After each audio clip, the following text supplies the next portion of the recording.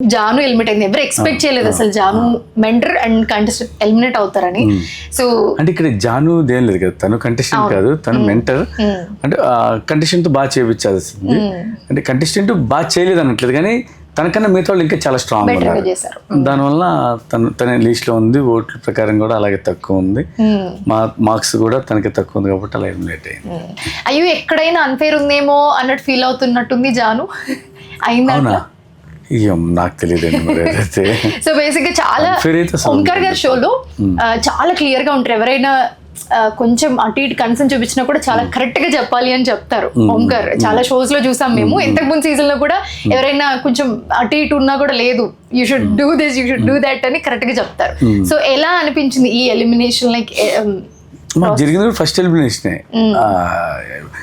అంటే voting clear గా ఉంది.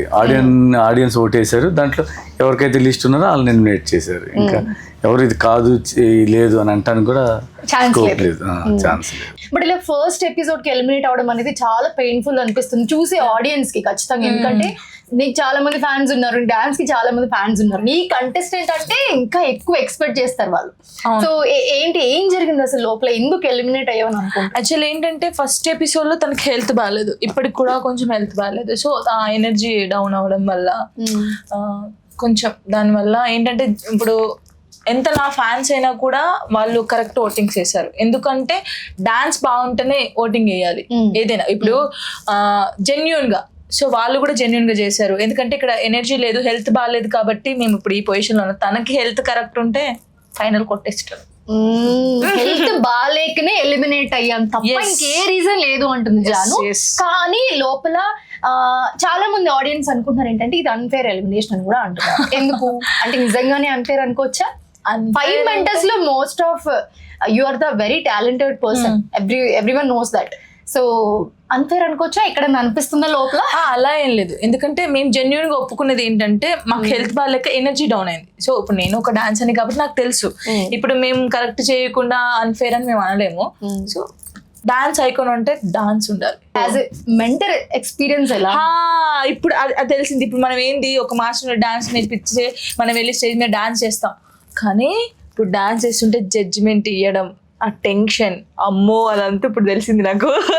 ఎప్పుడు నేను మెంటర్ గా చేయను ఫిక్స్ అయ్యారా? అలా ఏం లేదు, ఇప్పుడు తెలిసింది ఇంకా ఎలా చేయాలనేది ఇంకా మైండ్ లో ఉంది, ఎక్స్పీరియన్స్ వచ్చింది. సో ఈసారి ఈ మెంటర్ ఛాన్స్ తో ఖచ్చితంగా డబుల్ ఎక్స్పీరియన్స్ వచ్చి నెక్స్ట్ టైం వచ్చినప్పుడు మాత్రం దూసుకెళ్ళిపోతా అంటుంది Jaanu. So Jaanu voting process మీదనే ఎలిమినేట్ అయ్యారా అసలు? ఎందుకంటే చాలా ఒక ఉత్కంఠ భరితమైన సిచ్యువేషన్ ఉంది అక్కడ. బట్ మీ ఫేస్ లో మాకు అది కనిపించలేదు నిజంగా చెప్పాలంటే. సో ఎలా అనిపించింది ఆ మూమెంట్ లో ఎలిమినేట్ అవ్వడం పక్కన పెడితే? ఎక్కడైనా కొంచెం ఇలా అయి ఉంటే బాగుండు, లేకపోతే ఓట్స్ ఎక్కువ వచ్చుంటే బాగుండు అని నేను ఎక్స్పెక్ట్ చేసింది ఏంటంటే